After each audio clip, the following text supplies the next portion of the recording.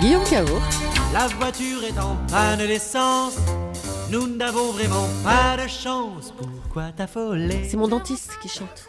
Ah bon? Oui, Francky Jordan, il est dentiste. C'est votre dentiste. Il est dentiste. Il s'appelle Claude Benzaken, c'est mon dentiste. Ça alors. Je l'embrasse. Bien tiens. choisi cette Scotché. chanson. Mais oui, je l'embrasse parce qu'il nous écoute tous les matins.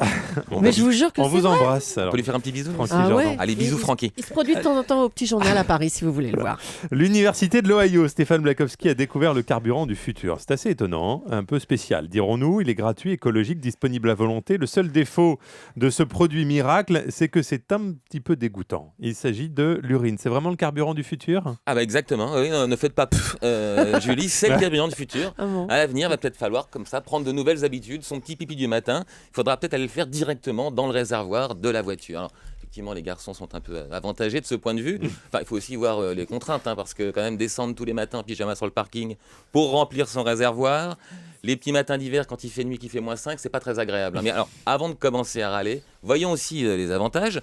C'est donc Géraldine Bott qui travaille sur le campus de l'Ohio qui a fait cette découverte. Selon elle, selon ses calculs, à l'avenir, 1 litre d'urine devrait permettre de parcourir 40 km en voiture. Donc, sachant qu'un être humain en moyenne, En moyenne, oui. oui, produit 2 à 3 litres du précieux liquide, ça nous fait 100 km d'autonomie comme ça à chacun, gratuitement. Donc le principe n'est pas nouveau, c'est celui de la pile à combustible, donc qu'on appelle la pile à hydrogène. Normalement, ça marche avec de l'eau, c'est pour ça que c'est écologique, que c'est gratuit. Des tas de constructeurs automobiles ont déjà fait des essais pour mettre ça en place sur des voitures, mais elle, dans son laboratoire, elle a vu que quand on remplaçait l'eau par de l'urine, eh ben, le moteur avait un bien meilleur rendement. Alors, pour l'instant, le système n'est pas encore assez miniaturisé pour les voitures, mais déjà dès la fin de l'année, il y aura des systèmes qui seront commercialisés, directement sortis du laboratoire, ça s'appelle Greenbox, pour chauffer des bâtiments. Elle a fait ses petits calculs pour son campus. Donc, sur le campus de l'Ohio, il y a 22 000 étudiants. Avec leur production, il y aura de quoi chauffer en gros 50 à 70 maisons individuelles.